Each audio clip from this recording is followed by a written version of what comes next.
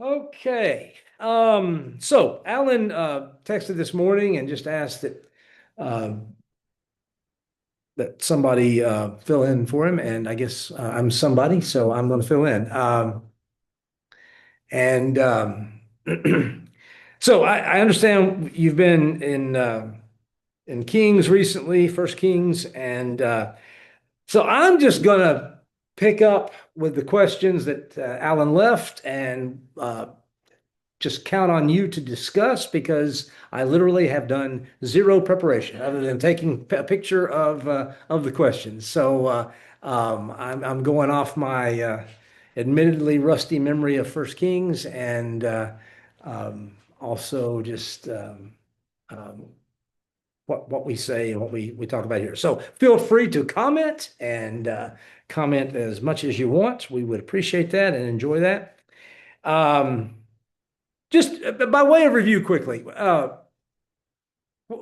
with First Kings, what have you talked about as far as like what's it doing? What's its purpose? What is it trying to accomplish as a book of the Bible? What's it doing? What's it about? Well, I mentioned that it's explaining how the Israelites went into exile. And also we have, even though that the Israelites go into exile, there's still hope because Joachim is released. God's not finished with David's throne. Yeah, and that's a really important thing to understand about Kings, Chronicles too, but Kings particularly, Kings as well, is it's a history, but it's not just, I mean, there's nothing that's just history, right? All history has usually some sort of a point, an agenda, a purpose, a direction, and Kings is no different. Kings is no different from that.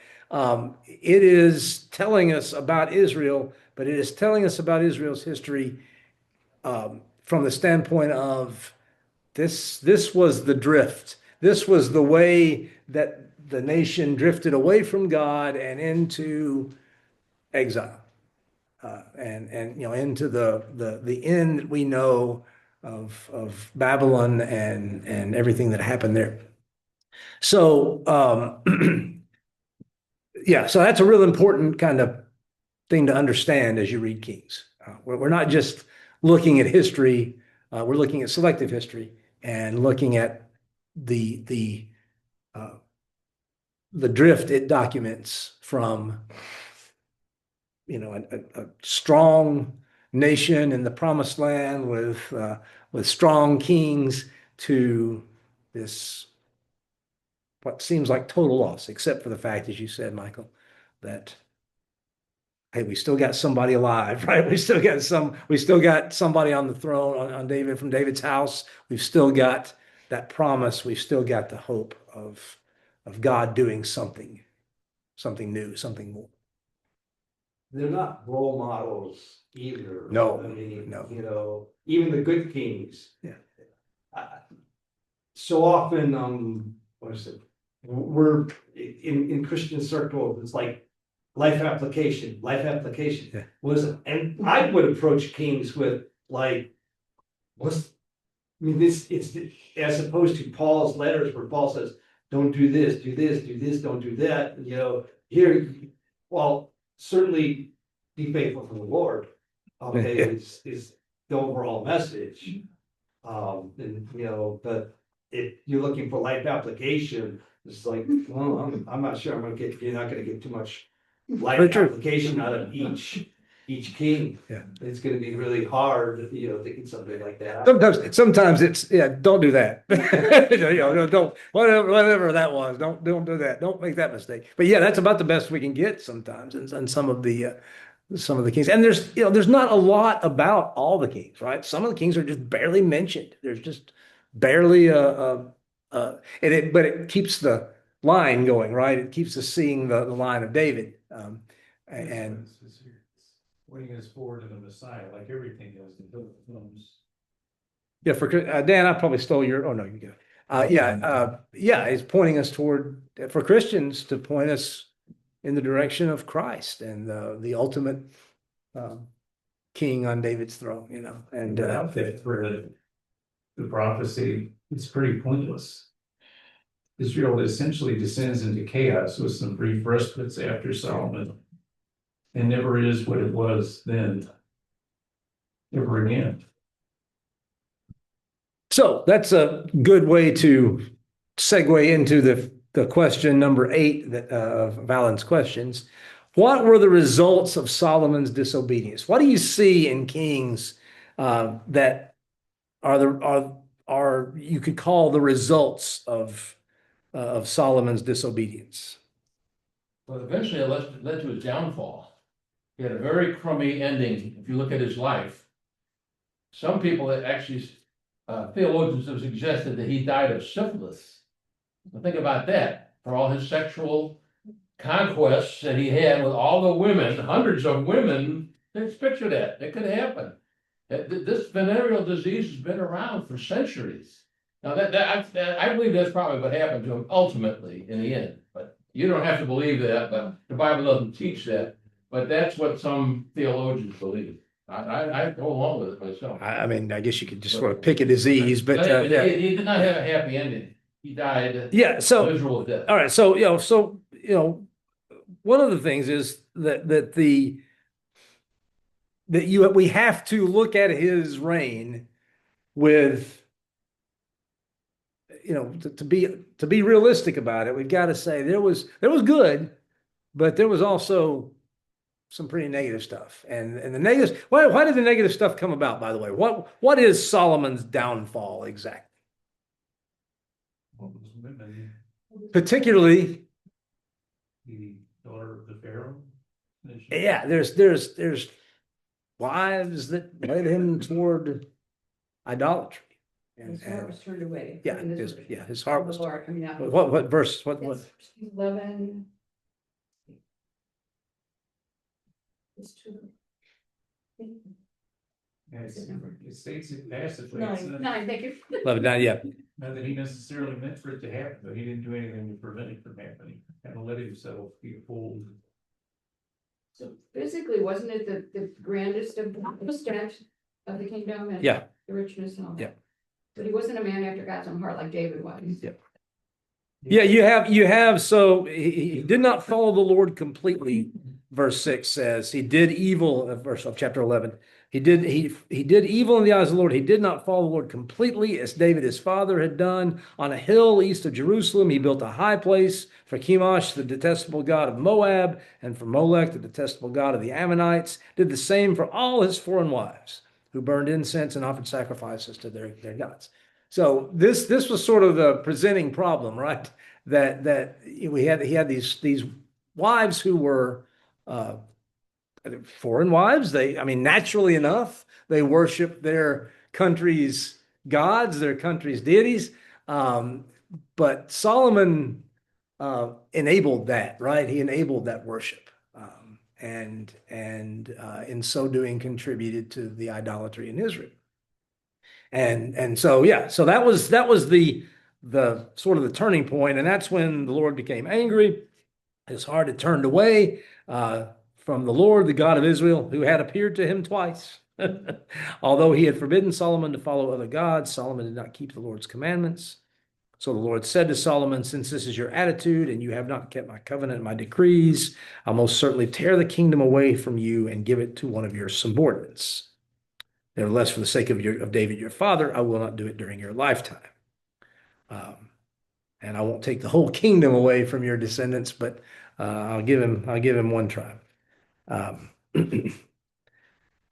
For the sake of Jerusalem. I think that's really interesting, by the way, that I'll give him one tribe for the sake of David, my servant, and for the sake of Jerusalem, which I have chosen. So it's kind of like he's, David didn't turn from me. So, I want to acknowledge that. And, the city hasn't turned, I chose Jerusalem to be the place where I would place my name and where you would build the temple. And so for the sake of Jerusalem, I'm going to keep one tribe in the hand of your descendant.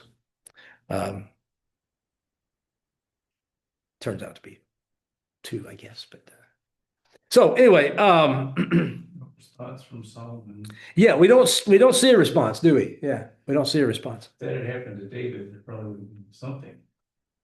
Yeah. So presumably Solomon didn't repent.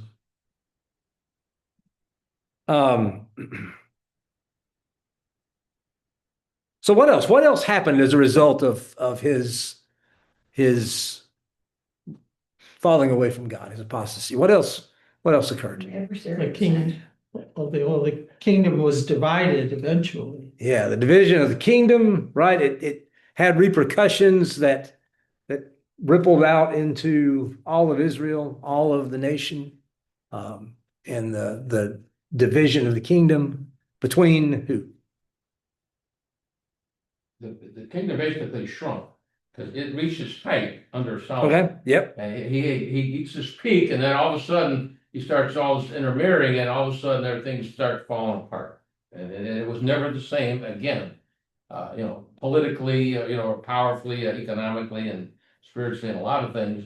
It's just like it peaked out and then it went down. And it was all unnecessary, but it happened because he didn't really. He started out the wisest man in the world, right? He lost that wisdom. He decided not to use that wisdom anymore. And he started doing things against God's wisdom, and then things fell apart. So that's I think the story of his life in a nutshell. He goes from the wisest person in the world to not the dumbest, but a very unwise person.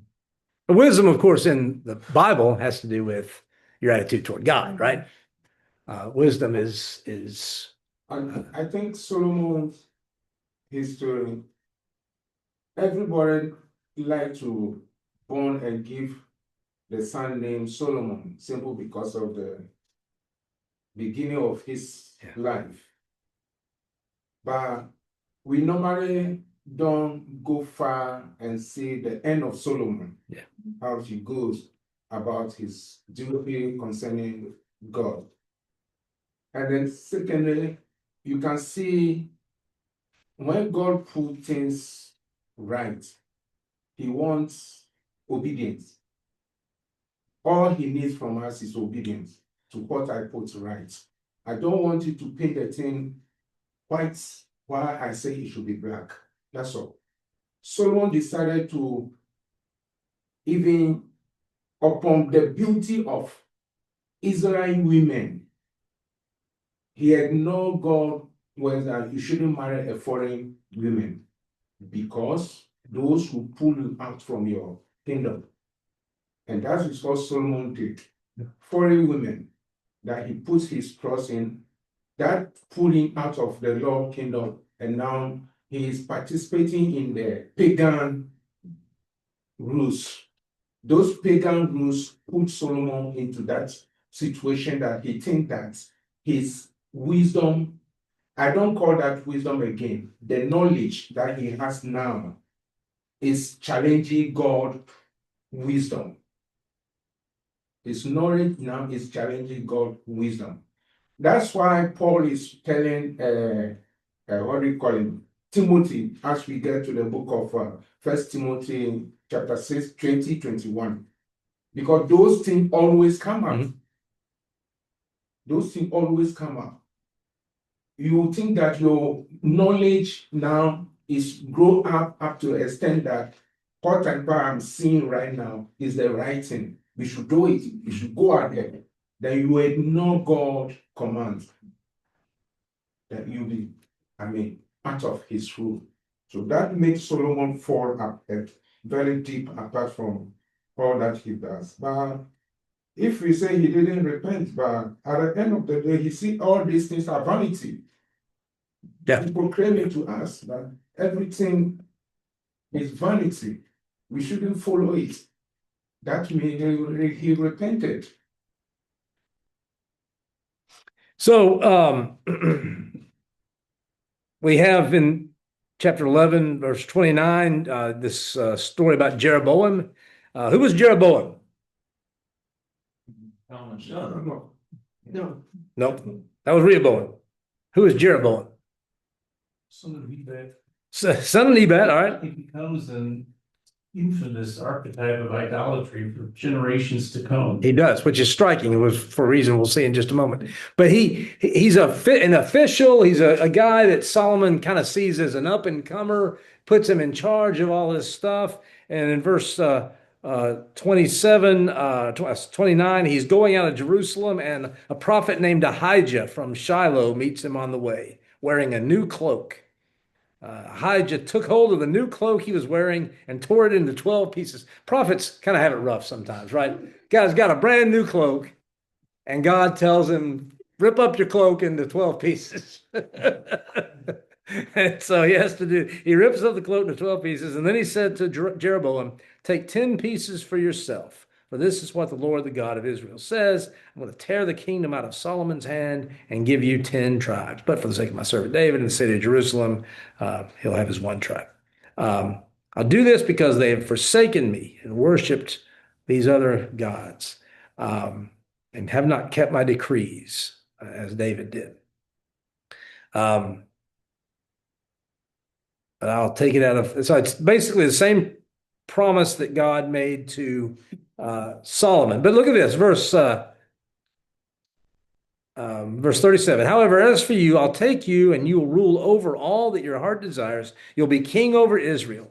If you do whatever I command you and walk in obedience to me and do what's right in my eyes by obeying my decrees and commands, as David my servant did, I will be with you. I will build you a dynasty as enduring as the one I built for David, and will give Israel for you. I will humble David's descendants because of this, but not forever. That's a striking promise, right? I'll give you a dynasty as enduring as David's dynasty if you will just obey me. If you'll walk after me the way David did, I'll give you a dynasty just like I gave David. And it's interesting because he is known throughout the rest of Kings. You have this king led Israel into the sin of Jeroboam, son of Nebat. For 200 years or so, his name was proverbial. He was the personification of idolatry because of what he winds up doing. What does Jeroboam wind up doing? Why is he known for that? Can't have people going to Jerusalem. Can't have them worshiping in Jerusalem. That's politically problematic, right? So we're going to build a couple of shrines, and people can go there to worship. Yeah. And Dan and Beersheba. Dan to Beersheba is sort of a way of saying like north to south, right? It's the whole country of so it's the borders really of the kingdom. And so the shrines are there so that people aren't making pilgrimages to Jerusalem anymore. They're going to Dan, they're going to Beersheba instead. Seems like Jeroboam's intent was that the people would still be worshiping the God of Israel in those shrines, but big miscalculation, which is you don't represent God with an image, right? And he had these bulls, these golden calves, sort of, and represented God in that way, and that led to idolatry. Led to the worship of other gods too. And so he became known proverbially for this when he could have been as great as David. And that's the really sad kind of striking thing about Jeroboam. If he had just trusted God, just done what God asked him, he would have, but it didn't take him long, right? So what kind of king was Jeroboam? Question 10 asks, what kind of king was he? I mean, not good, right? Yeah. Not good. So somebody mentioned Solomon's son. Who is Solomon's son? Rehoboam. And Rehoboam heads to Shechem for a big assembly in chapter 12, where Israel had gone to make him king. And Jeroboam hears this. Jeroboam has fled to Egypt because he hears that Solomon is out to get him. Solomon apparently has heard that Jeroboam is the one who's going to take these 10 kingdoms from these 10 tribes from his kingdom, and wants to kill him. So he's fled to Egypt. When he hears this, he comes back, and so he and the whole assembly go to Rehoboam. And they say, your father put a heavy yoke on us, but now lighten the harsh labor and the heavy yoke he put on us, and we'll serve you. Rehoboam asks for a few days, consults with his elders, who had, verse 6 says of chapter 12, had served his father during his lifetime. How would you advise me to answer these people? They said, if you want to be a servant to these people and serve them, and give them a favorable answer, they will always be your servants. These elders say, it's interesting, isn't it? The elders kind of say, your job is to be a servant, not to be the ruler, not to be in charge. Your job is to be the servant. That's, I think, still important for us as we lead today, as we ask people to lead us in whatever sphere of society. Leaders serve. They serve the people that they lead. He's actually, there are, the advice that these elders are giving him, it said that, they served his father, but they're actually giving him advice that's contrary to what Solomon actually did. Maybe they learned it the hard way, right? Exactly. Yeah. They learned That from this was not yeah. the right way to do things. Yeah, maybe they learned it from what Solomon didn't do. Sometimes that's what you want, right? There's a joke that Instead, he put a heavy yoke on it. yeah. Um, There's a joke that you can learn a lot about a church's previous minister by looking at when they place an ad, when they place an ad for a new minister. You can find out a lot about the previous minister by what they put in that job description. That's like you really discover a lot about the previous leader when you start hearing from people who were there. And so that's kind of what's happening here, right? They've had this experience of Solomon laying this heavy yoke on them, and they say, I think if you promise to be a servant to these people, they will be your servants forever. You won't have to worry about any of this. So Rehoboam follows that good advice, right?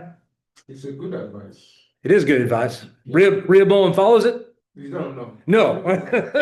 Rehoboam finds some people who will tell him what he wants to hear, apparently, and finds some young men who had grown up with him and says, what's your advice? Here's what grandpa and all his buddies say. What's your advice? And they say, these people have said to you, your father put a heavy yoke on us, but make our yoke lighter. You tell them, my little finger is thicker than my father's waist. My father laid on you a heavy yoke. I'll make it even heavier. My father scourged you with whips. I'll scourge you with scorpions. Kind of the worst possible advice, right? And He must have been completely out of touch. Yeah. And his friends too. Yeah. And so that's what they do. That's verse 16. When all Israel saw that the king refused to listen to them, they answered the king, what share do we have in David? What part in Jesse's son? To your tents, Israel. Look after your own house, David. So the Israelites went home. So it was we don't have a place anymore with these people. They've made it clear we don't have a place anymore. And so that's how the quote rebellion starts, right? With this failed meeting. This is a historical, a very historical and a political history that every government must receive Yes. and understand. Yes. Because if you follow advice of such, and if one person that hold you back, tell you don't follow them, what they were telling you, do them this way, and you don't think wisely, you destroy the whole country and turn it back against you. It's what's coming eventually, right? If to make this decision, what's going to come eventually is exactly what happens here. May not come in every situation right away, but it's going to come eventually. You're going to have people saying, "What share do we have in you? You've given us nothing. You've given us no reason to stay, and so we're leaving." And keep in mind, it's important to keep in mind that Israel is not a geopolitical entity like the United States of America or Ghana or whatever. It's not that. Israel was a confederation of 12 tribes. And you remember when David became king of Judah. And for 7 years, he was king of Judah until the rest of Israel got around to saying, yeah, he can be our king too. And so that's the way it works. When they have this meeting in Shechem, what all the tribes are coming together to say, yes, we want Rehoboam to be king. And they do want Rehoboam to be king, apparently, with this one stipulation. Will you back off a little bit? Your father was a little over the top. Can you back off a little bit on that? And when he says no, they say, then what are we doing here? It's over. So instead of acclaiming Rehoboam king over all of Israel, he's left with just Judah and Benjamin, because Benjamin by this time seems to be sort of folded into Judah almost. Maybe we can infer from all of this what Solomon's reaction to God's message was. He doesn't seem to have done anything to prepare the people for the succession. And in fact, he tries to kill Jeroboam. Yeah. He doesn't publicly endorse his son the way David endorsed him. Yeah. Right, so maybe his reaction was, well, if the kingdom's doomed, it's not worth me doing anything, so he just kind of left. Or maybe it was bad enough with Solomon that his endorsement wasn't going to help.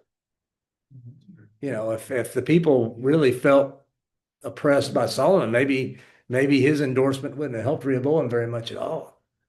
I mean, we're familiar with, politicians in our day who, seek endorsements of other politicians, but sometimes, they don't, no, thank you. I'm good. Yeah. I don't need your endorsement. Appreciate it, but no. What I guess talk to Rehoboam. Yeah, right. Yeah, this is how empires collapse. It's one of the theories as to what allowed the Leninists to take over Russia. Tsar Nicholas was not prepared by his father, who died younger than he had expected. So he had no idea what he was doing. That might be in mine, but I don't think guys. So I love what Rehoboam does here. Verse 18. Let's solve this problem. We're going to send out Adoniram, who is the guy in charge of forced labor, right? He'll know what to do. Let's send the slave master out. He'll know how to handle this. And Israel stones him to death. So then you have this and after this point, when you see Israel, generally it refers to these 10 tribes that remain with Jeroboam, or they go with Jeroboam. And Judah and really Benjamin that stays with Rehoboam. So they go to war basically, and except God steps in and tells the rest of the people, this is what the Lord says, don't go up to fight against your brothers, the Israelites, go home, for this is my doing. So finally, they obeyed the word of the Lord and they went home again as the Lord had directed. So it sort of, they miss a very destructive and awful civil war because God says, you don't fight against your brothers. You don't fight against your fellow Israelites. So what kind of king was Rehoboam?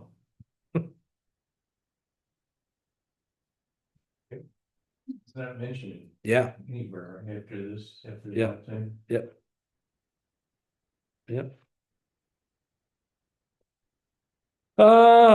We got the golden calves in chapter 12, the end of chapter 12. Then verse 13, chapter 13, we have the man of God from Judah. Did you guys read this or talk about this? Okay, let's jump into here.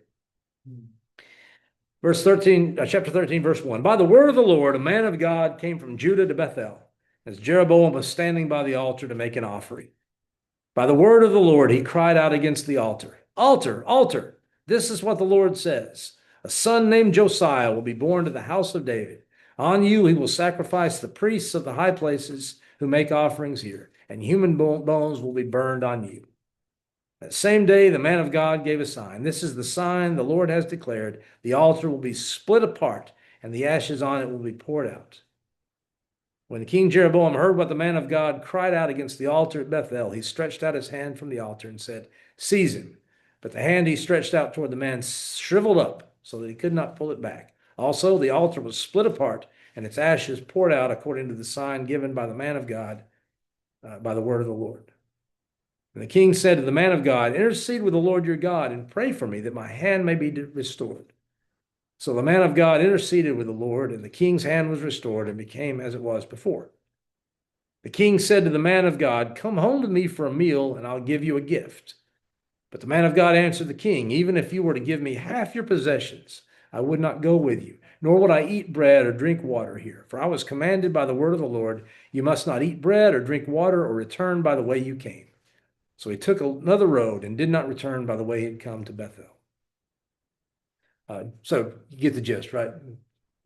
This prophecy against the altar, which isn't really against the altar, right? It's against it. The altar didn't do anything. It's against Jeroboam, and it's against the idolatry. And he also, when Jeroboam says, "Come home and eat with me, and I'll give you a gift," what's Jeroboam trying to do? He's trying. Assassinate him. He tried to end him because Josiah is trying his best to bring Israel back from the apostasy that they put themselves in. Yeah. But Jeroboam is not ready for that. Yeah. Josiah. I mean, when we talk about Josiah, you see, the prophecy about what Josiah is going to do. Jeroboam's not ready for that, and Jeroboam basically is wanting his own prophet, right? He's wanting to sort of, put this prophet on the payroll, and that way the prophet will say, obviously it's a powerful guy, right? And he'll say and do what Jeroboam wants him to do if he's got him on the payroll. And the prophet says, "No, we're not going to do that." Verse 11 then. Now there was a certain old prophet living in Bethel, whose sons came and told him all that the man of God had done there that day. They also told their father what he had said to the king. Their father asked him, "Well, which way did he go?" And his son showed him the road the man of God from Judah had taken. So he said to his, they saddle the donkey for him, and he rides out after the man of God, finds him sitting under the oak tree. The prophet says to him, "Come home with me and eat." In verse 16, the man of God said, "I can't turn back and go with you, nor can I eat bread or drink water with you in this place. I've been told by the word of the Lord, you must not eat bread or drink water there. Return by the way you came." The old prophet answered, "I too am a prophet as you are. And an angel said to me by the word of the Lord, bring him back with you to your house so that he may eat and drink water." But he was lying to him. So the man of God returned with him and ate and drank in his house. While they were sitting at the table, the word of the Lord came to the old prophet who had brought him back. He cried out to the man of God who had come from Judah, "This is what the Lord says. You've defiled the word of the Lord and have not kept the command the Lord your God gave you. You came back and ate bread and drank water in the place where he told you not to eat or drink. Therefore, your body will not be buried in the tomb of your ancestors." When the man of God had finished eating and drinking, the prophet who had brought him back saddled his donkey for him. As he went on his way, a lion met him on the road and killed him, and his body was left lying on the road, with both the donkey and the lion standing beside it. Some people who passed by saw the body lying there with the lion standing beside the body, and went and reported it in the city where the old prophet lived. So Alan asks, why did he die? He defied the word of the Lord. He not kept the commandment. Doesn't seem fair though, does it? It's a weird story, isn't it? It's a strange. I mean, he's so brave to go to Jeroboam and preach against the altar. He's faithful twice when people say, "Hey, come and eat eat and drink with me. He says, no, God told me I can't do that. He's faithful twice, did not. And then this prophet deceives him and he's killed. While Jeroboam, who's got all Israel worshiping golden calves, is still alive. And nothing happens to the lion. And nothing happens to the old prophet who was lying in the name of God. What's going on here? This is one of those stories that kind of bothers you. Yeah. Be honest. It kind of bothers you a little bit, right? It's a little disturbing. Kind of reminds you of Uzzah, right? Or some of those other stories like that, where somebody does something that it feels like, come on, by comparison, this is a pretty good guy. and God kills. I think part of it is to set up the introduction of Elijah as sort of an ideal prophet.